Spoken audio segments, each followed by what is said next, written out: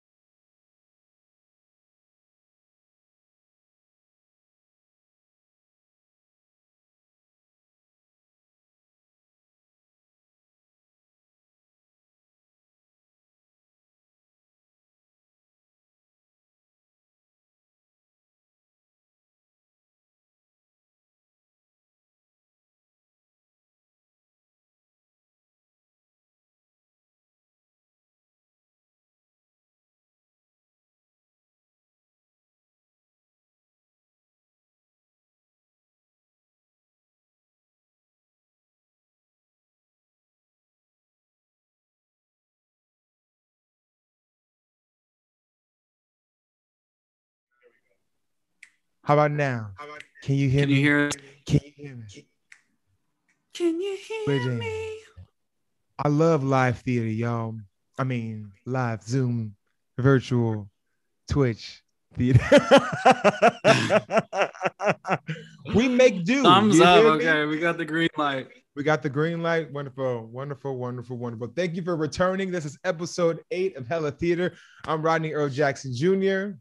And I'm Marcelo Javier, and we're your hosts of Hella Theater. Hella Theater. What? So, I gotta get something off my chest, Rodney, because you know how we love food, and you know how much I love to eat on this. And so today, it's a little chilly over here in the Bay, and I was like, oh, I really want some soup.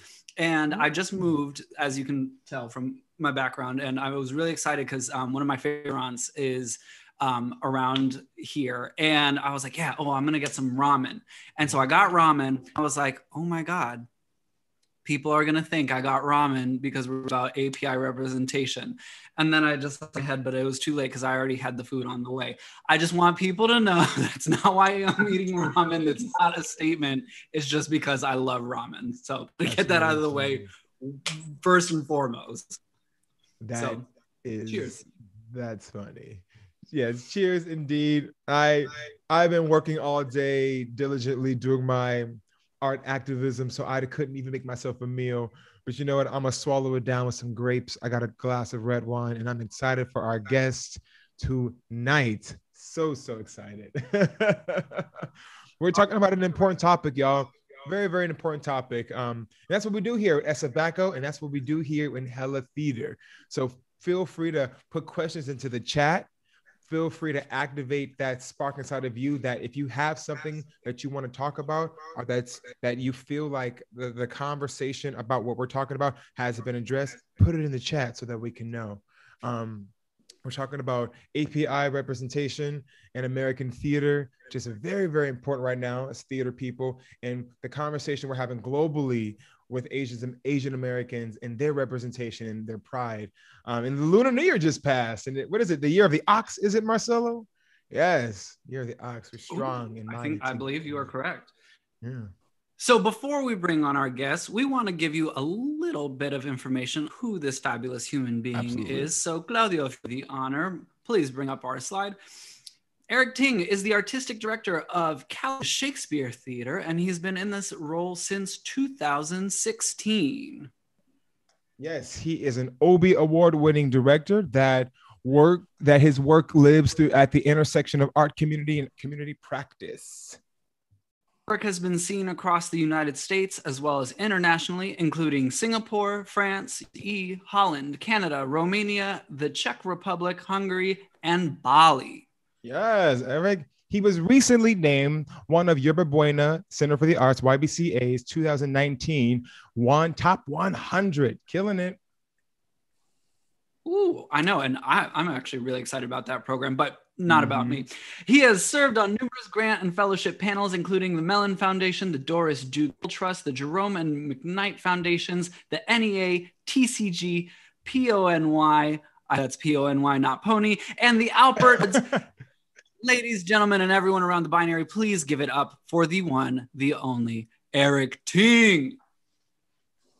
Hey, friends. Hey. You make a bio sound good. That's great. Well, I mean, you did the work. We just had to. I barely could read the words off the screen. How you doing, Eric? I'm sure just the tip of the iceberg there. Right. I'm good. How are you all? We good. We're happy to have you today. Thank you for being here with us. Thank you. So Eric, let's just jump right into it, because as we were joking before the show, you know, Rodney and I, we only picked the lightest of subjects. So let's just get right into the meat of it. So a lot of conversations have been happening right now in terms of representation, and a lot of it centers around Black, Indigenous people of color. Of course, you know, that includes Asian, but that is a population that seems to largely go underrepresented even within the umbrella BIPOC. So how do you think API culture should be represented in the entertainment industry? Oh man, it's a great question. I think of it with the same, I mean, the same way that I think about any culture, right? It should be represented with dignity. It should be represented with care. It should be represented with authenticity, and it should be represented, period. I think that's kind of like, I mean, I think I've always thought, I mean, listen, it's funny, my parents are immigrants to this country. So I'm a first generation born Chinese American, and they both came from China, and I was born in North Dakota and raised in West Virginia. So, you know, my experience as a Chinese American is one largely as being an other or an outsider, right? But that said, I sort of like, you know, for me, there has been no substitution for those moments of seeing myself represented on screen and on stage. And it kind of almost doesn't matter what the, like Big Trouble in Little China. Y'all know that movie? Mm. That was, it's Kurt Russell. I mean, you all got to go see this movie. Kurt Russell is like, it's like, he's like this truck driver who ends up getting embroiled in a gang war in Chinatown. But it's like old school Kung Fu kind of that sort of thing, and mysticism and all that stuff. But like looking back on it with my eyes today and thinking about that film, you know, it makes me uncomfortable. But when I was there watching it, you know, it was a gift. It was a gift to see kind of something that was like, it was sort of like seeing my superheroes on a screen. You just said, that's so interesting. I feel like my dad, I walk home at night and I see him like half sleep watching these old like Kung Fu movies with lots of Black men in them. They're all working together. That was such an interesting, you know, cross section of culture back then. And he loves it. He's obsessed with it. Also, am I echoing? Can you guys hear me? Am I okay? Can you hear me, Marcelo? Okay, cool. Yeah. Why do you think that those kinds of works of art were so successful then? Was that like the 70s or the 80s? Or maybe no, it's only the 60s, really, wasn't it? I mean, I don't know. You know, I mean, that's like those Kung Fu movies, like Bruce Lee and all those, like, and the blaxploitation films, like those were all kind of like, there was this kind of interesting essentialization of these cultures, right? That was a way in, I think, for a lot of folks. And that was as much as I think we could hope for on the screen. Right. Like, it's like, you had to have that, like if there wasn't martial arts in it, you probably wouldn't see a Chinese person on screen back then. And that's okay. Like, it's funny because I feel like we're in the midst of an evolution. And so part of what this is also about just acknowledging and and owning, right, that things happen over time. And I'm old enough now to kind of like be able to have seen the sort of journeys of representation. And I will say, you know, more on screen, because like the stage is like, we'll get into that, right? The stage is an interesting beast, because the stage, the theater, and the theater as we think of it, right, is it's simply not as, it doesn't have as far a reach as film and television. It's not as populist, right? And so it's never had the same level of responsibility towards representation that I think something like film and television does. And so part of why we're seeing the shift in representation on film and television right now is largely because of the Chinese market. But the Chinese market has virtually no impact on our theater community, right? And so that's just the thing that is worth naming. And I would just say, you know, I mean, like Raya and the Last Dragon, my friend Kui was a writer on, that just came out on Disney. You have to pay money to see it right now, but it's pretty amazing. That's awesome. Super, super cool. I'm so sorry, y'all. On headphones, I think the echo maybe come from my end. Hopefully that fix it. Sorry about that. You sound great. So yeah, no, I hear that super loudly. I think, and that's not an audio joke, I'm so sorry, but in the sense that I think the way often like Latino people are also characterized in film and on stage, it tends to be like, again, like the stereotypical thug or the narco or this, that, and it's like, for so long, we were just so grateful to be like, oh my God, well, this is our place, like in the media. But there was a great article that one of our wonderful members of our team, Christine Chung, she sent to me the other day. And a lot of it had to do with how, while many Asian films, especially recently, have been winning Golden Globes and they've been winning Oscars, so for whatever reason, the actors in those films are not getting the acknowledgement. And it's a little mind-boggling. And I think this is getting a lot of attention right now, hopefully right before Oscar season. So it'll be interesting to see kind of how this plays out. But why do you think that is? Why is it that even fine point in the entertainment business, we're going to get the recognition for our work that is not just based in stereotypes, that for a reason the performers themselves are still not getting the proper accolades that they deserve? You know, I mean, that's, to me, that's a pretty layered, there's layers of answers to that, right? Like, so there's one answer, which is just, we're not seeing the same level of representation in the people that are giving out those awards, like the juries and the judges, right? The folks that are voting. So, you know, what starts to happen there is just simply like you're gonna, like representation of your lived experience is gonna speak more deeply to you. So if that's not your lived experience on that screen or on that stage, it's not speaking as deeply to you. And so you're gonna be drawn towards the things that do. That's part of it, right? I think another part of it is, I'll tell you a story. When I was in grad school, I was acting in a production. It was like a translation of a Hungarian play, and it was a farce. And the director was Hungarian, and he came in and he was directing a bunch of us in this play. And like, I know I got stories about like what it means to be a person of color, like working in Eastern European theater, because they got no idea what to do with you half the time. But like he was like, his big note to me, this was the note that I got over and over and over and over again, which was like, he would say to me, you need to open your eyes wider. That was the note that I got. And so there's like this whole other thing, right? Which is just about, like I was reading an article about Stephen Yuen.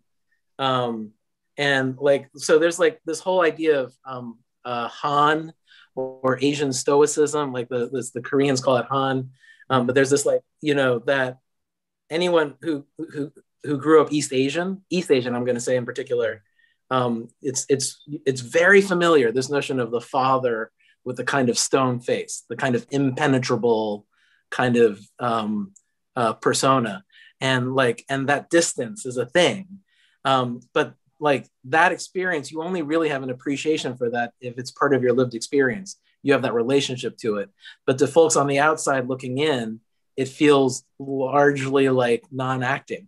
you know, like or it can at times. And so, you know, I would say that's another part of it, right? Which is just there's, you know, there's a cultural divide there. I don't know how you feel about this, Marcelo, but like Asian cultures, right? We don't speak English. So that's a whole nother thing entirely as well, which is that there's this, you know, it's like Eastern cultures, in my experience, are not anything like Western cultures. And there's something about there's something just about like sort of this ideas of like how we display our affection, like how we present ourselves.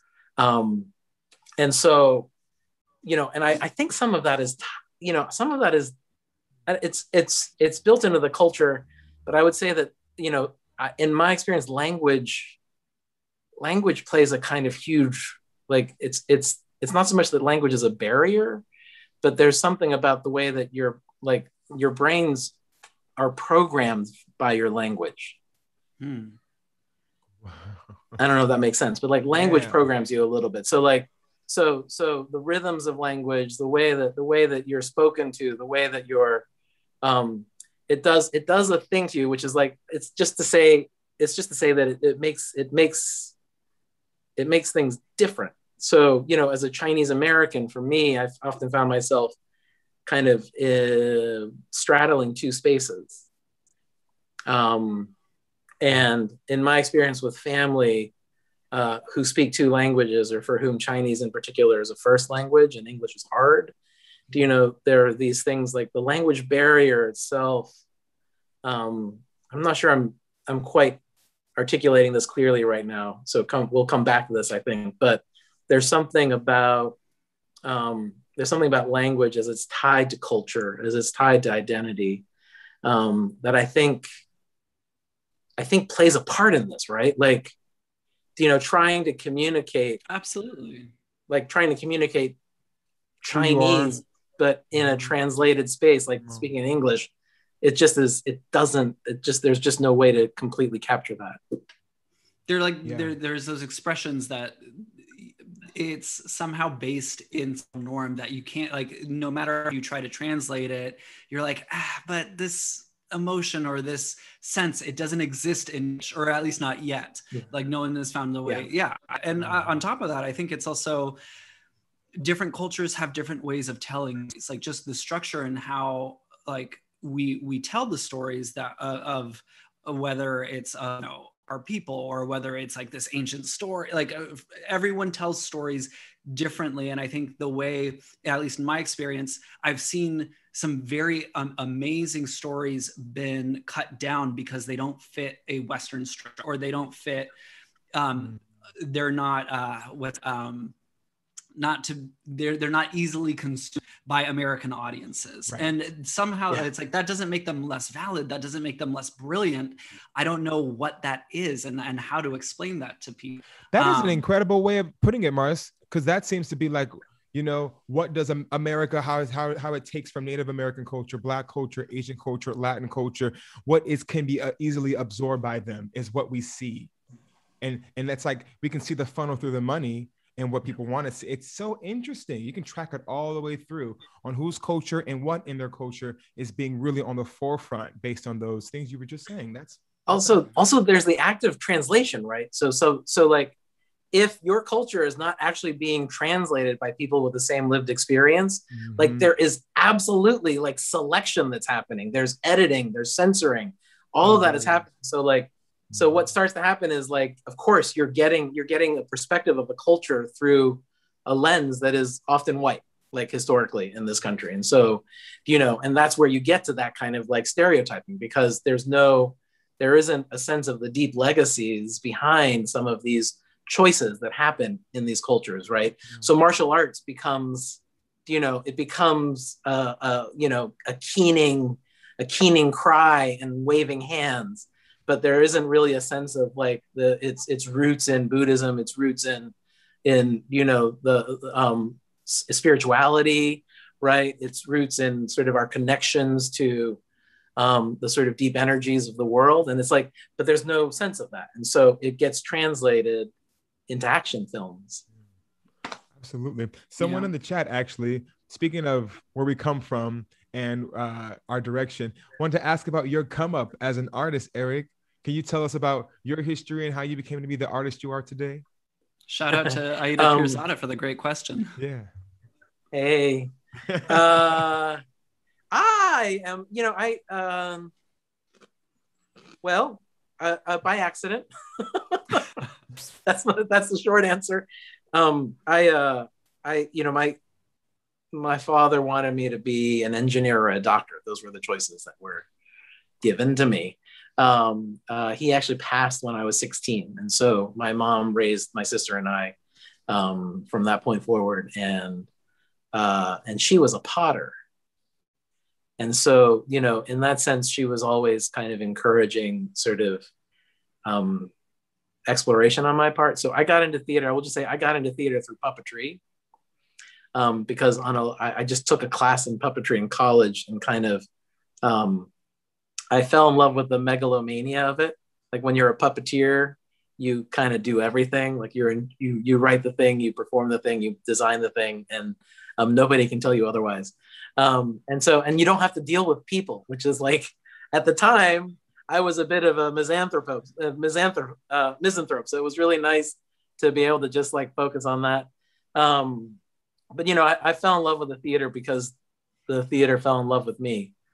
It sort of invited me into a kind of space of relationship and community that I never had. Like my family, there was love in my family, but it wasn't a physical love. It wasn't a thing that was displayed. It was a thing that was assumed. But there was something about the kind of vulnerability of actors, the vulnerability of people who make theater, the transparency that comes of that I was really just sort of taken by completely. So I fell in love with the theater, and I got into the theater as a kind of as everything. I was like a director and an actor and a writer through college, and we had a small company that we used to perform original works in parts of Asia and Europe.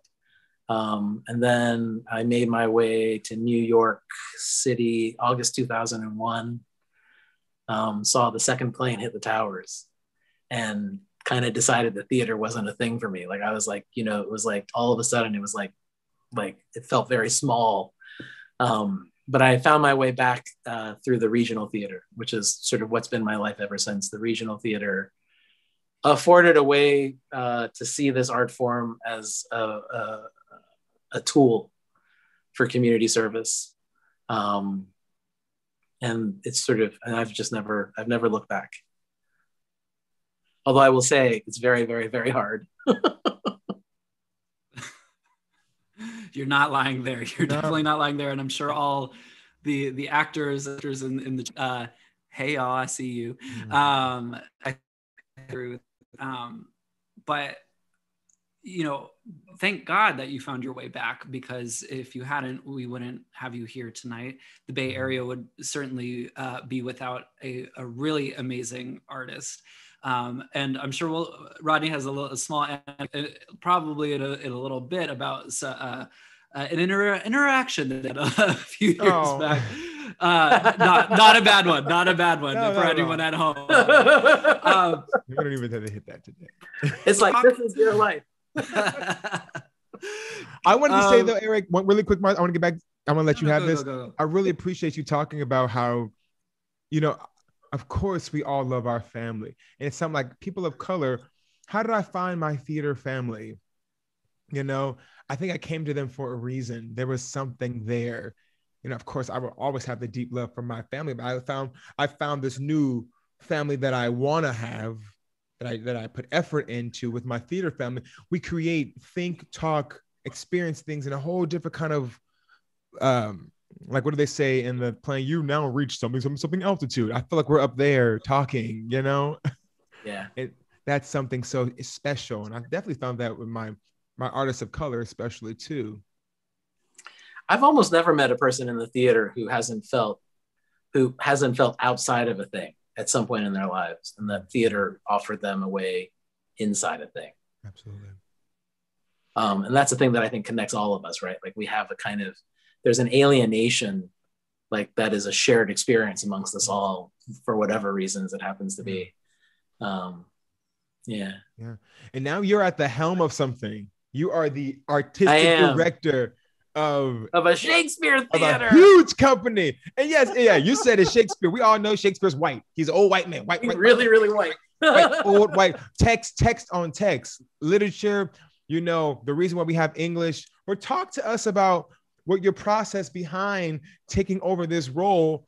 And I don't want to just say over like, it's not a white institution. It's not, but it's an institution that had predominantly white audiences. And that's data. Yeah. You know, what was that like for you? You know, I mean, I appreciate you're saying that, Rodney, but I think it's also important to name, like, it is a white institute. Like, it's like, you know, like, you can say it. I know, I'll say it, right? Like, you know, I talk about Cal Shakes the way I talk about many of our theaters as a legacy white institution. And I use the word legacy intentionally because for me, you know, it's like, it's not just about being a predominantly white institution. It's not just enough to say it's a historically white institution, but legacy white for me is about naming the fact that many of these institutions don't exist, but for the legacy of wealth accumulation that's a direct consequence of white supremacy. Right. And the original kind of land theft and labor theft of this country. So like, that's where it all comes from. And so a Shakespeare theater kind of in a way doesn't get more that than any, you know, it's like, it doesn't get more that than a Shakespeare theater. And that's just, you know, and I think I find it empowering to name that truth.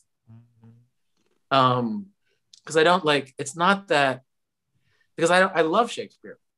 Yeah, me too. You know? And I think one of the great sort of frustrations is this notion that Shakespeare can't belong to everyone, or, you know, and it's like, and that's the interesting thing about that idea is it's actually coming from all sides. So it's not just like it's coming from all sides, right? It doesn't matter where you lie on the progressive spectrum or the conservative spectrum. There are points of view that suggest you know, that it's like, it's not for all of us. And that manifests itself in different ways, like in a lot of different ways. And I would just say for my part, you know, I never in my life ever thought I would run a Shakespeare theater. Like as a director, I was like one of the last people thought of to give a Shakespeare to. You know, it was just not like, you know, it's just not if you're a director of color, right? The practice is not to hand you a play by William Shakespeare. The practice is to hand you a play by a writer who looks like you or sounds like you. You know, I've been very fortunate as an artist to have sort of moved my way through the professional theater in such a way that like I've been essentially a resident director at a regional theater, Long Wharf Theater. And so what that meant was I was doing things anywhere from new plays all the way to like Sylvia by Pete Gurney, you know, or like Bad Dates. But like, so it's like a really broad spectrum of work, but it meant that I didn't find myself tied down to a specific genre of work.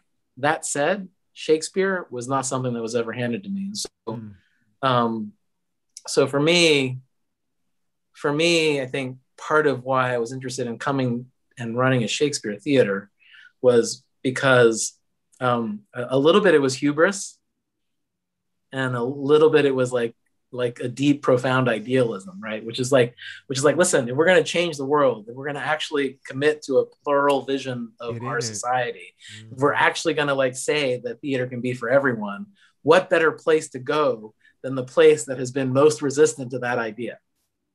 And not Cal Shakes specifically, but this idea of Shakespeare, this idea of the canon and classics, right?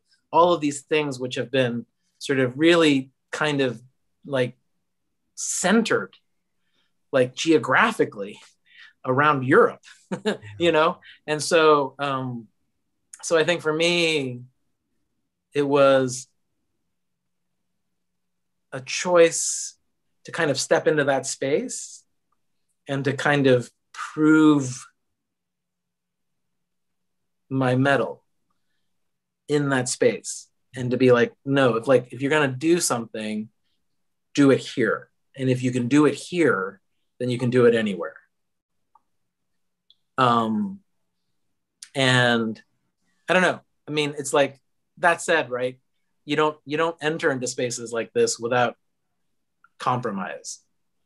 I think that's also true. You know, like, it's like, I think we sometimes, like, it's just sort of like, it's like capitalism, right? So like, we can't, there's like, we keep talking about how to make this change, but the truth of it is the change is only going to go so far before it bumps up against sort of the systemic issues of our society, right? And one of those systemic issues, like a lot of those systemic issues, are tied to kind of ideas of capitalism, and sort of like, and just simply the kind of what happens in a capitalist society is often a kind of devaluation of life.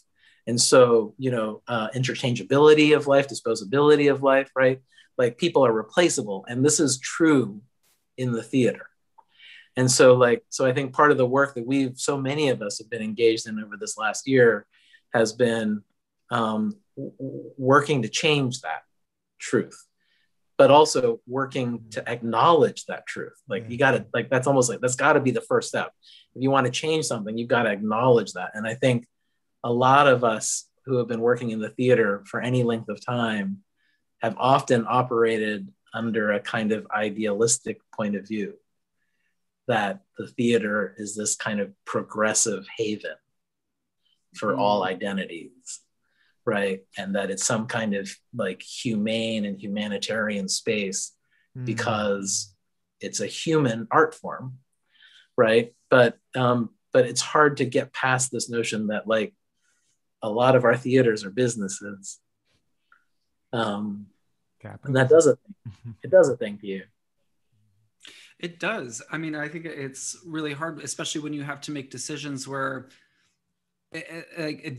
I'm just going to come out and say they're unfair decisions where you're like, how do I keep this company afloat and keep going in the path that I'm going if I don't have the resources to pay the people I need to pay? And you find, like, we're still at a stage in our company's life where we're so young, where we're constantly making decisions based on that we receive. Can I hire another person to do this job? Can I pay an actor a livable wage? And often, like, to be completely honest with we're not at a point where we can livable wage to artists yet. We do our best. We fight for every penny and every dollar to get it to the artist.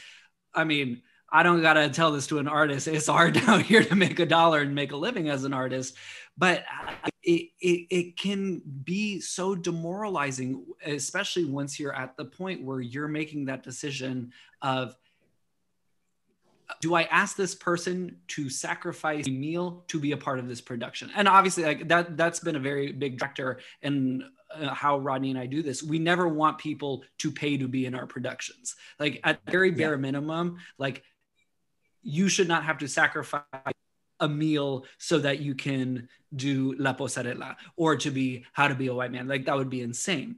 But that being said, I'm very honored to have someone like you who has created the accountability work group with me over at Crowded Fire.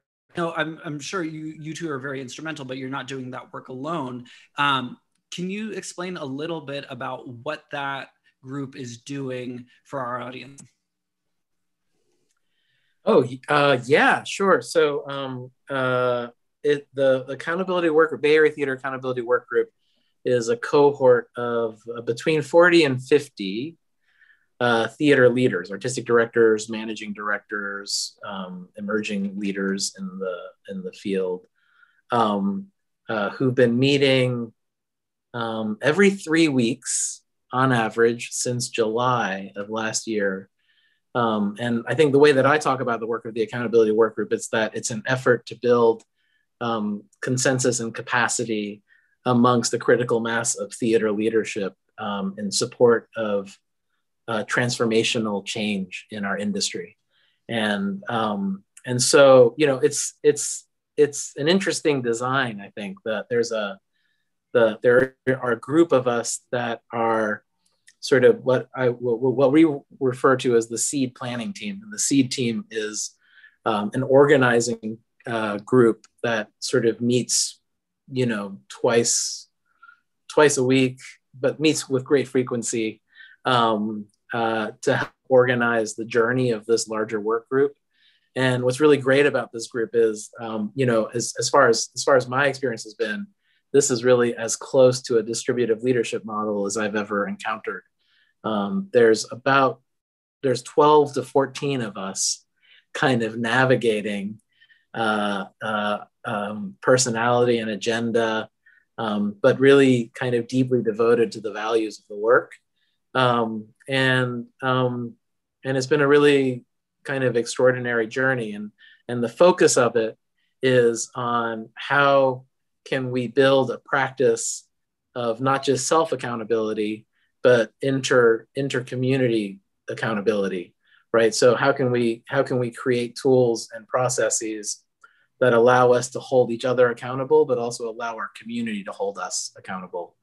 And really the vision of it, right, is tied to this idea that, at least for me, is tied to this idea that, the only way to healing is by first sort of speaking truth, right? And kind of naming the harm and, and taking responsibility for it. And it was spurred by the living document that was organized by BIPOC artists here in the Bay Area. It was spurred by the We See You White American Theater demands.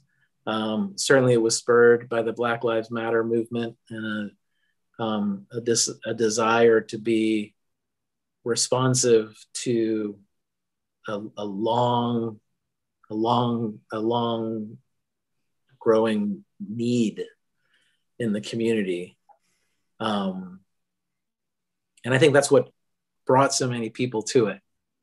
Because I think a lot of us were looking for a way to contribute to real change. It's hard, right, when you're in the theater to feel powerful. Like, it's strange, right? Because I think we spend a lot of time saying, but theater is like, but you can change the world in the theater. But then it's like, but the audience of the theater only represents like 1% of the population of this country. And how diverse is that 1%? And you're a little bit like, okay, well, really, how much change can you really and that's been, I think, one of the big questions for me as a theater artist and a leader is, wrestling with that, right? Wrestling with like really, what are we doing? And why are we doing it? And, but I'm like, I've been there. So like, don't get me wrong, right? Like, I have been like, when you're making a thing, there's no question. Like, when you're making a thing and you really and it's a thing that you are proud of and that you love, and that it feeds you, there's no question why you do it.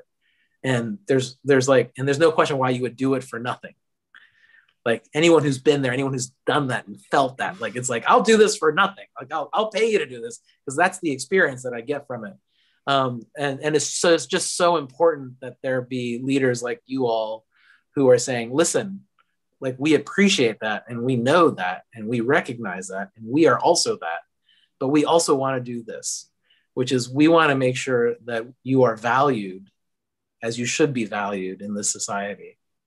And that's beautiful. That's a beautiful, beautiful thing. It's what the regional theater movement was built upon, right? And so it's sometimes hard to wrestle with where we've come, because where we began was like, let's make homes for artists in these communities where they can just make a living wage, and they can buy a house, and they can raise a family. Right.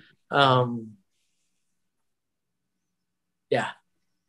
Wait, we're here to talk about Asian representation on stage, though. So, well, I was gonna make it even broader for you. Actually, I was gonna say to you, because I don't want to pinpoint, and you are a man who was Asian. So, why does representation matter on stage? And what would be like markers of measures of success in that area? Yeah, I mean, that's what I was saying before, right? Like, I feel like,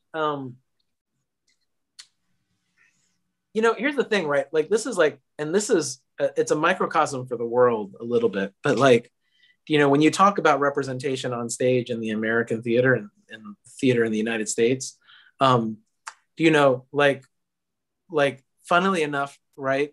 Colorblind casting sort of really took root in Shakespeare in its earliest examples in this country. Like, and nobody likes the phrase colorblind casting, but that was kind of literally what it was on some level. It was like because it was Shakespeare, right? It allowed a kind of distance from the story that audiences could actually come to this space and just appreciate the performances without asking all of the kind of ethnographic questions that people are sometimes forced to ask when you see sort of color conscious casting happening to, like, say, modern American classics, right? So like, so that's just, I think historically that's a thing to name. Even in Othello? Huh? Even in Othello? No. Yeah, I mean, well, no, I know, yeah, no, I mean, one exception. You know, no, I mean, there's plenty, but like, I think, you know, I think that's, I mean, it's insidious, right? Because again, there's a thing about it when we say, like, I mean, I can't, like, I can get into this further. Go. To finish this other idea, but like the whole idea of Shakespeare as being somehow the tool by which we achieve radical inclusion is not a great thing in my head. But to name that, and then to name, right, that like when we talk about representation in the theater, it's often been representation on stage, right? So that's like, it's kind of where it started first. So it started with representation on stage, and then it moved to representation in the playwright. So the people who were telling the stories, you started to produce playwrights of color, right? But often they were not directed by people of color. Often they were produced by people of color. And so that's where we come back to this whole notion of translation that's happening, right? There's interpretation that's happening. And so like every removal, right? Every removal from the source material, whether it be a cultural experience or like a culture, you know, story of a culture, like every step of removal from that makes you further from the truth, right? And it you know, it brings you closer to the sort of stereotypes or the tropes, the tropism or the tokenism or the whatever. And so like, so what I would say is like, you know, I mean, I think there has been representation on stage.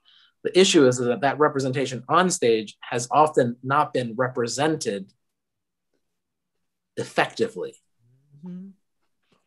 You know, and like, and that doesn't even. I was a part of many a Broadway production with black artists, but who was in the creative team? I hear you loudly. Oh my God! I mean, like, I mean, there's some like they're like the sheer number of Broadway musicals about black artists and black music written by white people is like a stupid, like if you just like just think about all the money that was made off of those productions, and just like, so there's this whole conversation about cultural appropriation, and you know, and I think I'm a didact, so I'm always like, let's look at this from all sides, right? So I do think there's another side of this argument, which is the slippery slope argument, which is like, you know, sometimes I am drawn to it and sometimes I am disgusted by it, but it is like a thing, right? Which is like, is there a moment in time where we take this to its kind of natural conclusion? And the natural conclusion is we can only play ourselves on stage. That's the only truth. The only truth is for you to be you and me to be me on stage. And anything beyond that is interpretation, is translation, is appropriation. So that's the slippery slope of it, right? So then the question becomes like, well, where does our craft, right, fall into this? And like, what does it mean even to just like, and I think, you know, what does it mean? What is the responsibility of an actor to authentically inhabit, you know, the body of another person, the character, and to do it justice? And, you know, and I think like, I'm somewhere in the middle of that, do you know, like, I definitely believe and have encountered and worked with and collaborated with extraordinary artists with like an infinite well of empathy. Do you know? And I think infinite wells of empathy are how we survive whatever is to come as a community. Do you know, like empathy breeds resilience, and resilience is like how we bend to meet whatever is next. And so, you know, I believe there's a role for this art form. I believe there's a role for these stories and these artists. But it's an interesting thing, right? So like, so I think it's like, so this is where like you get into, I guess this is maybe to bring me back to what I was saying earlier about language, right? So what happens in a theater in this country, right, is the theater, which is largely for an English speaking audience, is largely in English. But like when you start to try and represent Chinese cultures on stage, what starts to happen is there's translation happening. For instance, like I'm just talking about like specifically, but like, so you put a play on stage that is about a family, right, who should be speaking in Chinese, but somebody is writing them to speak in English. You know, and what starts to happen is like, again, it's just another layer of removal from the source. And with each layer of removal from the source, it's sort of like, what are you doing? What are you doing to manage that distance? Yes. You know, how do we close that distance as artists and arts makers and theater makers? I was thinking about Miss Saigon. You know, yeah, written by British people, an American war in Asia. And it's like, whoa. And I went audition for that. I remember the notes I got from it. I won't even talk about it now, but I'm like, wow. They want like, you need to be grungier and dirtier. I'm like, that's so fascinating. And like, you have no idea from their perspective what this means. And so arbitrary on who that Asian American actor is in this play. And I'm like, this is kind of more specific, but they're not getting into that. It was very interesting.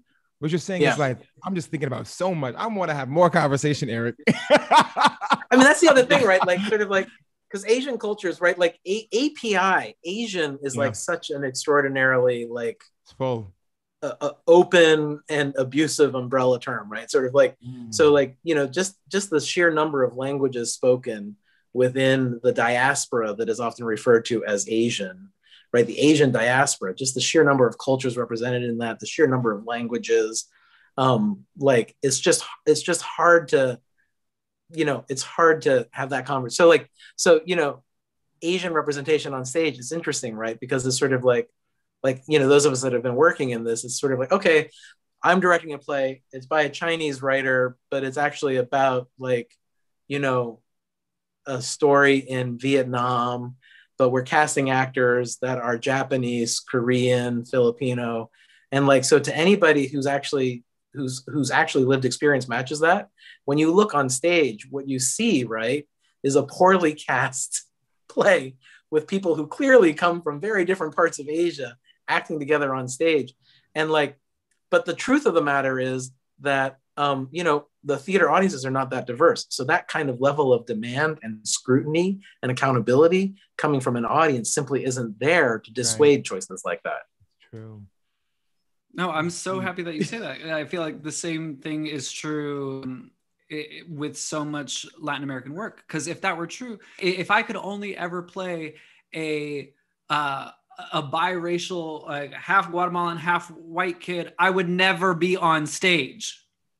You have to write it. And even if you were to break that down further and you're like, okay, we'll only ever be in Guatemalan plays. Okay, show me on the American stage there was some play.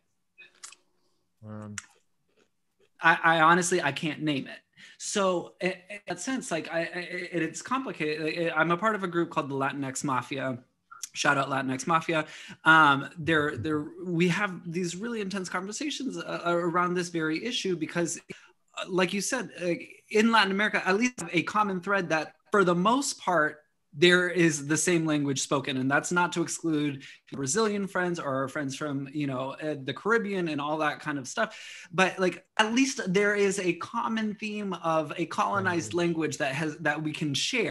And in that sense, like culturally, we have similarities. Like you can drop me in a Chilean party and I know how to act. Like I know that I'm not going to go and necessarily offend someone, although maybe like I very well could. But in that sense, like there is a common, like what you're saying, like putting that onto an entire culture of countries that don't share the same language, have very different cultures, like how, like, what do you do with that? Like, how do you then even have the conversation of I'm going to represent on stage or how represent this film?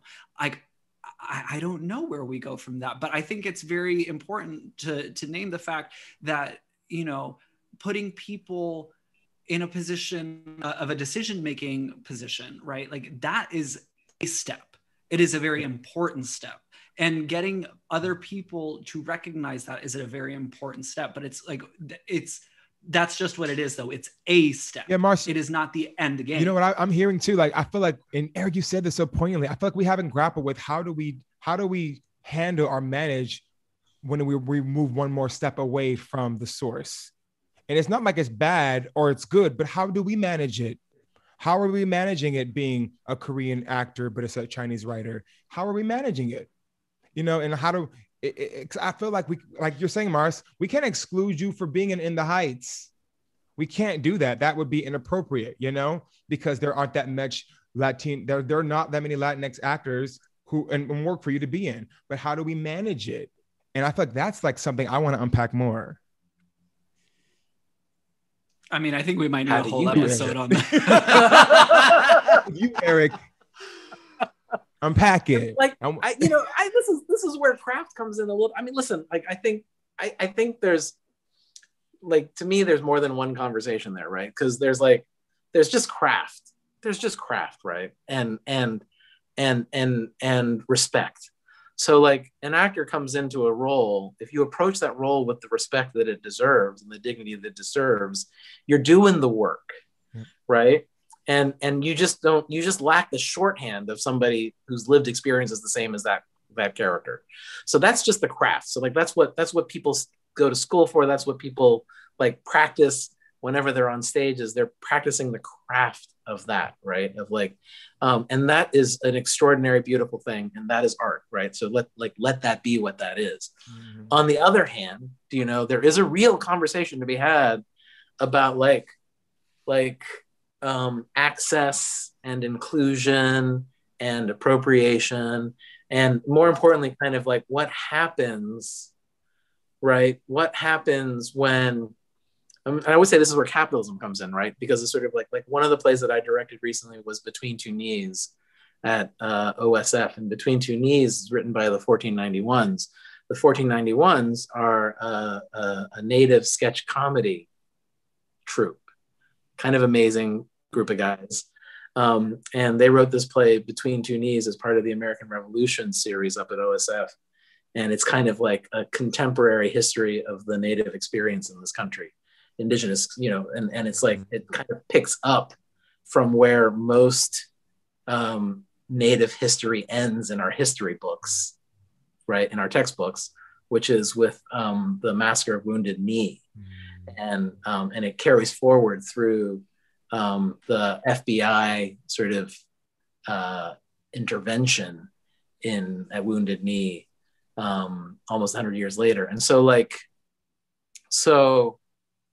the question there is sort of like, and this is like, and it's hard. I mean, I'm just there working as a director, helping these guys kind of realize their vision, and there's complications there too, but we can talk about that another time. But I think part of it is, right, we're like, part of what is being asked of us is to without question cast the play appropriately. And so if you're an organization that's committed to that, you're putting the resources into that to ensure that that happens. What often happens, and this is where capitalism comes in, right, is so many of our organizations are operating from a place of scarcity, right, where they're trying to do as much as they can with as little as they can. And because they're trying to do that, right, they cut corners. And because they cut corners, it means that they're not actually doing the work. They're not doing the best and the most that they can do to make sure that they find the people that actually align with the stories that they're telling. Yes. And so they take shortcuts, right? And that's where it gets complicated for me, is because then what starts to happen in those moments is like, there's a level of erasure. It diminishes, no sensitivity, diminishes the story at the center of the play when you're like, well, they look close enough. No, I mean, that's real. Actually, and to that point, there's a really great question in the chat on that that says, I have to cast something like Between Two Knees in rep with other shows. Yeah, up at OSF. Yeah, it's hard. Oh yeah, it's super hard. I mean, OSF was great. I mean, they were great with this production because they understood the responsibility of producing it. You know, and that these were constant conversations, even with my being brought on as a director. These were conversations that we were all having very transparently from the very beginning, right? And so, like, but I would say that, yeah, like Rep made that doubly hard, you know, and it gets, I don't know, you start to get into other conversations that I'm not even going to try and step into, but just has to do with sort of like right to identity, you know, and like how do you have conversations around sort of like I don't know, sort of like what does it mean to, I'm trying to think of like my own entry point into this, do you know? But I would say like there are folks working in the American theater who are people of color who do not identify as people of color because they're passing and they've never had to, right? And so there's a kind of, and that's a whole nother thing, but like, this just like, that's just what it is. That happens. It's happened for a very long time. But I think that there's this conversation about sort of what it means to be able to step into an identity when it benefits you and to step out of it when it doesn't. That is, you know, just one of the many conversations we have in this country, not just in this field. We are ending our hour. I feel like go ahead, Marce. I was gonna say, I feel like we came in with so many questions and I'm leaving with so many more. Eric, this has really been wonderful. I only have one more quick question. I know that, and I say it's quick. I know I say this. He's lying. But I do want to be respectful of your time. What is the next question that no one has asked you yet? No. Or that hasn't been asked about this yet?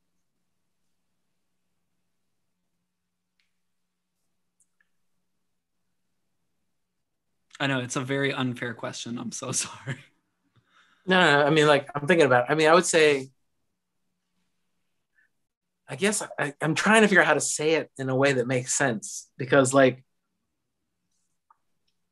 you know, earlier I was saying like, you know, the regional theater started with the best of intentions, do you know? And much of the change that's happened in our industry starts with the best of intentions. And like, my question is a little bit, how do we return to that? Right? In a way that doesn't compromise on what we have learned since. How do we find our way back to a space where, you know, where we can tell these stories without shame,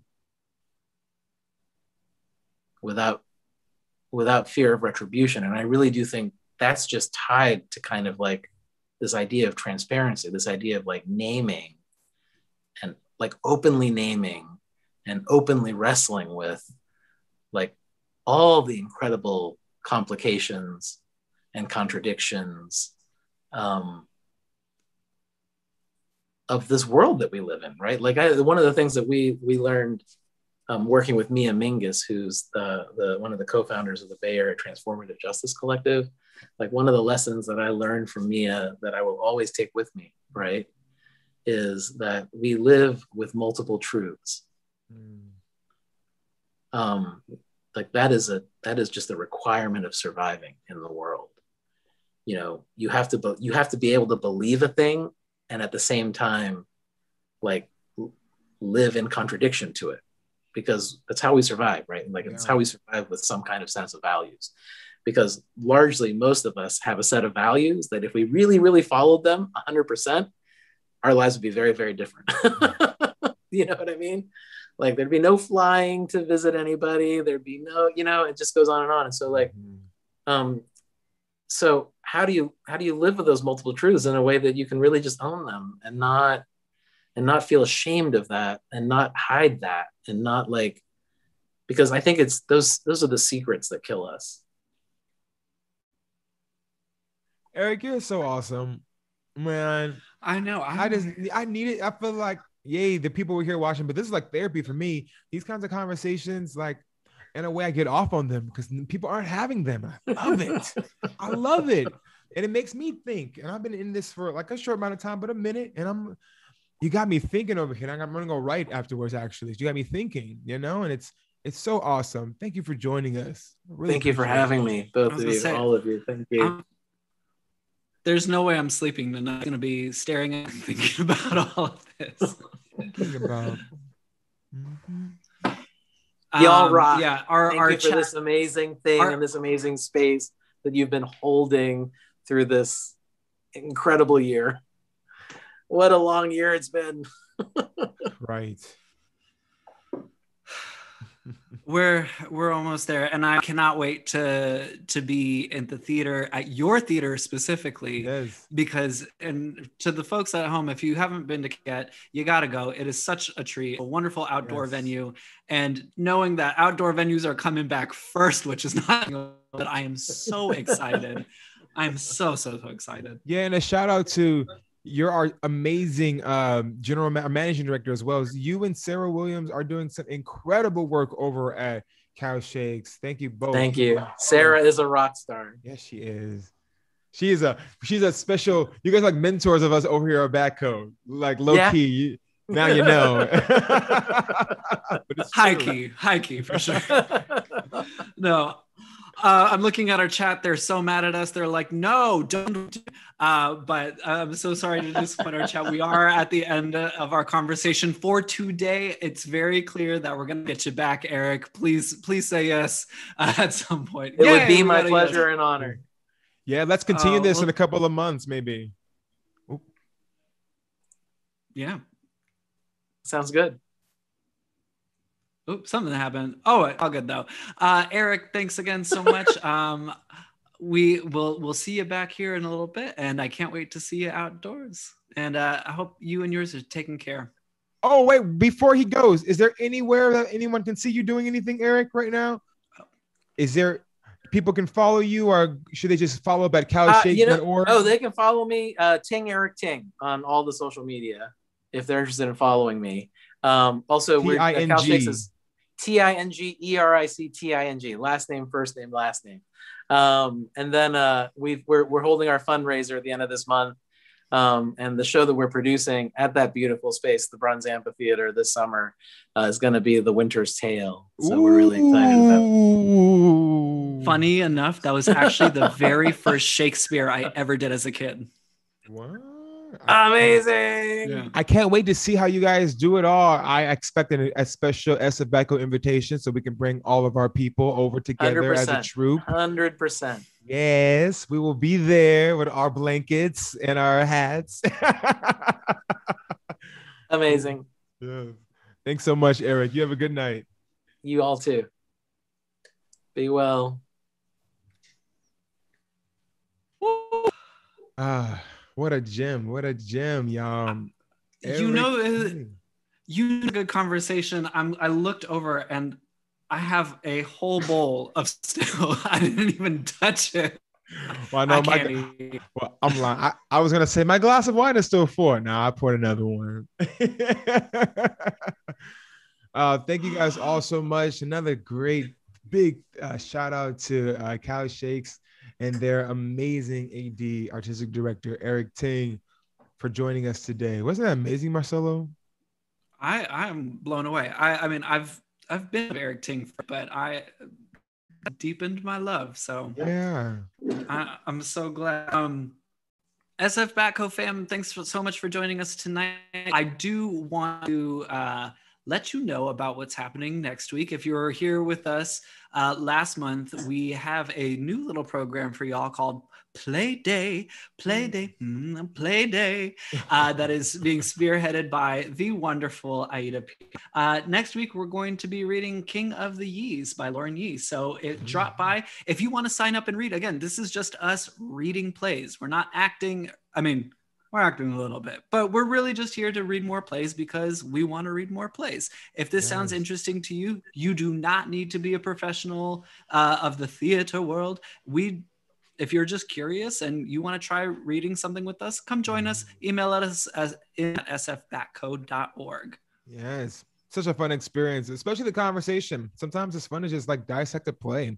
We always read them in our head, but now you can read them in a group of people. My mom said it was like an audiobook for plays. So there you have it. Yeah. So join us. Wow. I have a lot to think about, Rodney. I know, I'm stuffed. I really, really, really, really appreciated what he said about, you know, how do we manage? Because it's not going to change, Marcelo. I've been thinking a lot about the present. We're in the damn war we're in. But how do we manage when we move one step away? When we're one step removed from it? You know, how do we manage that? Because Marce, you're not going to be able to be in a play written by a Guatemalan playwright with all Guatemalan actors in Guatemala, and that it's an unfortunate reality unless we change it. But then how then do we manage the conversation and the appropriateness and the sensitivity and the empathy around, okay, you're Mexican, okay, you're El Salvadorian, okay, you're Guatemalan, but this plays about this culture. You know, I really appreciated him saying that, because it's not like a light switch. It's not like, oh, that's necessarily bad, that's necessarily good. It doesn't work like that.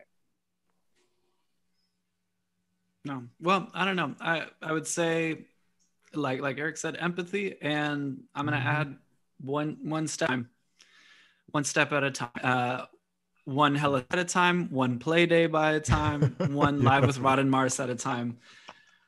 1 year at a time. It's been a year since we finished the plays. 1 year at a time.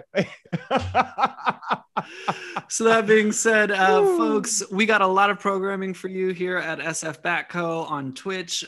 This is kind of what our month looks like here. You know, you can always find live with Rod and Marce the first Thursday of the month. You can always hear on Hella Theater second and doing play day or something. You never know. We might throw a little curveball at you the third Thursday of the month.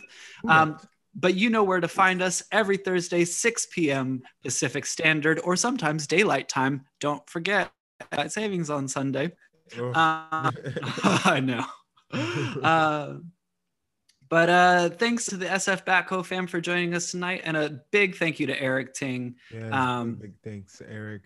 You know, all that work, I really appreciate him. You know, he does so much. He does so much, and yet he spend some time with us, and I think that's so admirable. I really appreciate that. Y'all go check him out. Go to calshakes.org. Check them out if you already haven't. I know they got 1,001 subscribers, but still go and check them out. We need more theater lovers and theater supporters in this community, and our audience is a little younger, so go and check them out, y'all. Shakespeare is cool when it's being led by dope people. I'm telling you. It's true. Amen to that. I had a dope-ass Shakespeare teacher in college who was like, you know, help language in a different way, and in high school, Elizabeth Carter, you know, when it was accessible to me, man, I really found something. Ooh, Aida's right. They also do other plays. It's not just Shakespeare, but all of their production super dope. True. So that's true. All right, fam. Well, that's it for tonight. Stick around. We're gonna raid our friend over at Claire Picks. It's a music channel. But before we do, we're gonna sign off with our little credits. Audio. Yeah.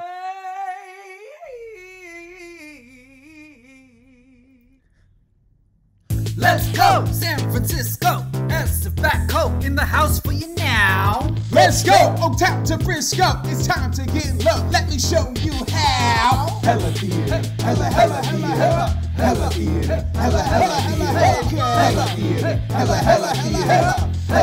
It's time for the show.